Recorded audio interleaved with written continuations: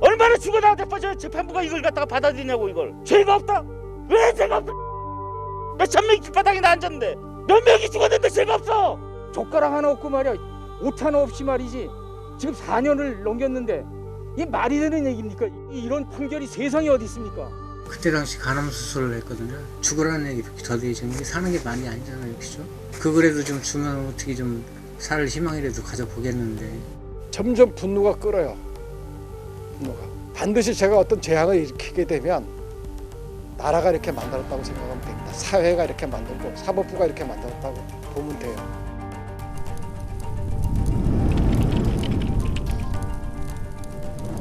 고성에서 가장 아름다운 집. 그 명성이 제가 되는 건 순식간이었습니다. 서울에서 금융업에 종사하던 최인선 씨. 평생 모은 재산이 사라지는 데엔 하루도 걸리지 않았습니다. 이제 막 문을 들여 빨리 나오라고 난리치는데 보니까 뭐 불길이 저쪽 산에 우리 지붕서부터 불길서부터 온 산이 뻘겋게 이제 통나무 주택이니까 형체도 없이 사라져 버렸으니까 얼마나 허망하겠어요. 공기 좋은 데서 살려고 여기 내려왔었는데 이게 무슨 날벼락인지. 은퇴 후 아내와 고성에 온 지 6개월 만이었습니다. 키우던 반려견 2마리도 가까스로 불구덩이에서 벗어났지만 한 마리는 당시 트라우마에 갇혀 수년째 집에서 나오지 않고 있습니다. 탈출하라고 열어주고 이제 가죠. 예. 들어오고 난 다음에 그 다음에는 저렇게 한 자리에 앉아서 꼼짝을 안 하는 거예요. 지금 불러도 안 나오고 이 동물들도 그러니까 저렇게 그 4년이 지났는데도 그 악몽을 떠오르면은. 나고 자라고 일생을 보내던 보금자리도 사라졌습니다. 방송에서는 고성 산불이 났다고 해서 자꾸 이제 자막으로 이렇게 나오는데, 그래 텔레비가 이제 꺼져요. 이게 어디 전봇대가 탄 모양이다. 그래 나와 보니까 아마 불이 여기 번졌어요. 이 생길 그 겨를이 없어요. 그냥 살기 위해서 그냥 도망가기가 바빴는데. 2019년 4월 4일 전신주 특고 앞 전선에서 생긴 작은 불씨는 화마가 돼 모든 걸 집어삼켰습니다. 고성군 토성면에서 발생한 산불은 바람을 타고 삽시간에 북동쪽으로 향하며 속초 앞바다 맞은편까지 불바다로 만듭니다. 강원 소방은 빠른 대처에 나섰지만 물줄기를 역행시킬 정도의 바람을 꺾기엔 역부족이었습니다. 강원교육청은 속초와 고성 모든 학교에 휴업령을 내렸고 춘천지법 속초지원과 춘천지검 속초지청은 기록물 이송 작업을 단행할 만큼 사태는 긴박했습니다. 전국 모든 소방력이 동원되고 맞불 작전까지 펼치며 겨우 진화했지만 소실 면적만 1266헥타르, 축구장 1700개 규모였습니다. 때 아닌 봄 날씨가 이어졌던 1월 중순. 그래도 기초 난방을 제대로 해갖고 돌려놓고 쓰셔야지. 그 전화를 주시지. 그럼 내가 여기 그 수리공을 이쪽으로 보내가지고 수리를 해드리지. 차광주 씨가 사는 임시주택은 바닷바람이 부는 밖보다 차가웠습니다. 화염 속에서 목숨은 건졌지만 이후 펼쳐진 현실은 겨울보다 매서웠습니다. 풀난 집 땅은 지상권만 제가 가지고 있었고 땅은 남의 거라서 거기에 이 컨테이너를 못 넣게 돼 있었습니다. 이리로 또 옮겨서 옮기라고 그래가지고 그냥 여기로 옮겼는데 몇 달 살지도 못하고 나서 또 옮기라는 거예요. 또 기한이 났다고. 그리고 다시 또 맘 놓고 몸 누일 곳 하나 없는 와중 가난 말기 선고까지 받았습니다.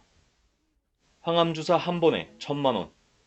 보상금을 받아 과거를 다시 사고 싶은 희망은 점점 망상이 되고 있습니다. 병원비도 워낙 많이 들어갔고 보상금 나온 건 시원 써보지도 못하고 벌리 다 들어가고 예전에 내가 가지고 있던 돈까지 다 들어갔으니까 빨리. 우리는 아무것도 모르니까 시골 사람들이 법에 대해서 뭘 알겠어요. 기초생활을 뭘로 하라는 얘기요. 정부에서 나오는 58만 원 갖고 약값 쓰고 병이 들어갔고 바깥에서 노동도 못하는 상태에서 자기 생활 자체에 대한 벌이 수익 자체를 만들어내지 못하는 사람들은 보호배상이 끝날 때까지라도 지자체에서라도 어떤 제도적으로 말은 해줘야 될 거 아니에요. 그래야 이분도 어떻게 살아남을 뭐 희망을 갖지. 보세요. 이 겨울에 이게 난방이 안 되는 상태에서 이렇게 생활한다는 게 이게 있을 수 있습니까? 이 대한민국에서. 피해자들은 지금 세 가지 싸움을 동시에 벌이고 있습니다. 민사와 형사, 그리고 비대위 내부 갈등입니다.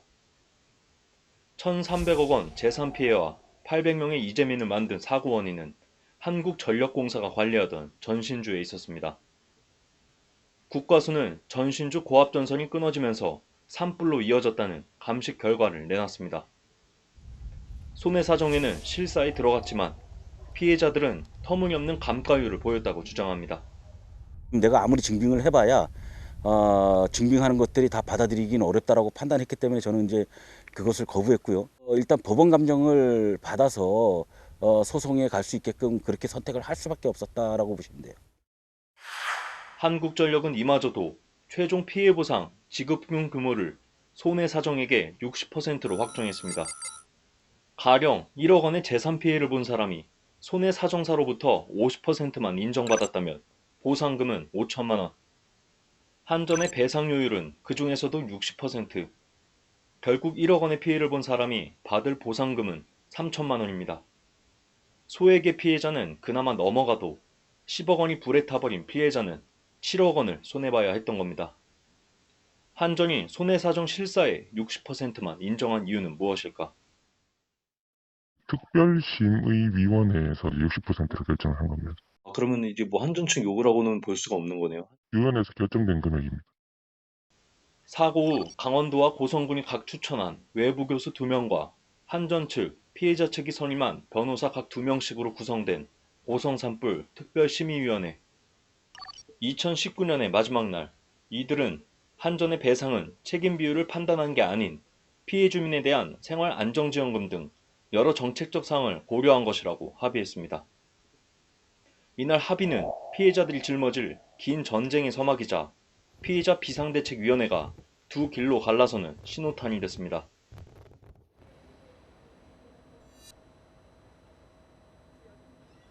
전신주 관리를 소홀히 한 혐의로 기소됐던 전현직 한전 직원들이 또 한 번 재판정에 섰습니다.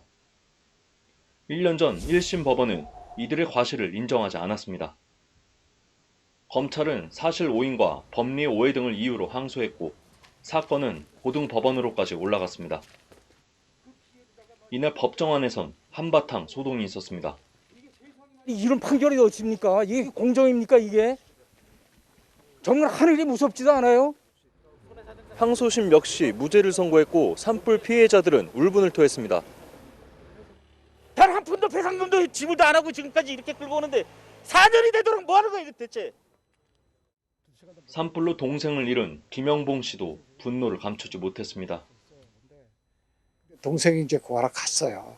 가서 불을 끄다가 이제 불이 끄실린 채 사망을 했습니다. 조만간에 사법부를 대신해서 제가 정의 실현하겠습니다. 저는 그 생각밖에 없습니다. 피해 주민들은 이렇게 절망 속에서 새해를 시작하게 됐습니다. 그리고 긴 분투 속 생활고를 이기지 못한 두 명은 2023년을 맞이하지 않고 스스로 극단적 길을 택했습니다. 피해자들에게 특히 상처가 된 건 같은 피해자들이었습니다. 한전에 매수된 사람만 살짝 만나고 한전 편을 들고 간다든가. 한전에 매수된 자들은 이재민 밴드에서 같은 이재민을 조롱합니다. 근데 어영부대에서 구상권이 들어오면 원천 보유하겠다는 거 그것도 안 해놓고 어영부대들이 이재민들을 기만하고 유린하고 조롱하고 하는 짓거리를 해왔는데 어용, 자신의 이익을 위해 권력기관에 영합해 줏대 없이 행동하는 걸 낮잡아 부르는 말입니다. 당초 피해자 비상대책위원회는 크게 고성비대위와 속초비대위로 나뉘어 있었습니다. 협상권은 피해자의 절반 이상을 차지하는 고성비대위에 있었는데 특심위에서 합의를 주도한 것도 이들이었습니다. 당시 비상대책위원장을 맡았던 노장현 씨는 현실적인 판단을 했다고 표명했지만 다른 비대위들은 한전과의 밀실 야합을 의심하며 노 씨를 검찰에 고발하기도 했습니다. 그 후 고성비대위의 합의를 인정하지 않고 나온 것이 지금의 통합비대위입니다.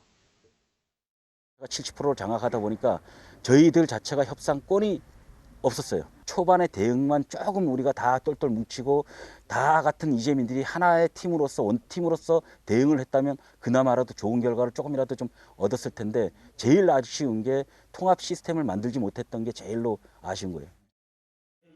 이들이 합리적 보상을 받을 방안은 없을까? 재산을 잃었다는 슬픔과 인정하기 힘든 사법부의 판단, 그리고 같은 피해자들로부터도 배제당한 상처를 안고 이들은 여전히 불확실한 미래를 향해 나아가고 있습니다. 취재 말미, 한 그루의 소나무가 눈에 띄었습니다. 모든 것이 불에 타 사라질 때 유일하게 살아남은 희망이었습니다. 터전을 잃고 지내는 겨울, 어느덧 4번째. 어디에 살던 우리는 언제나 화재 위험에 노출돼 있습니다. 하지만 모든 것을 앗아간 고성 속초 대형 산불 사태는 피해자는 있어도 명확한 책임자는 없을 수 있다는 소지를 남기고 있습니다. 법률방송 석대성입니다.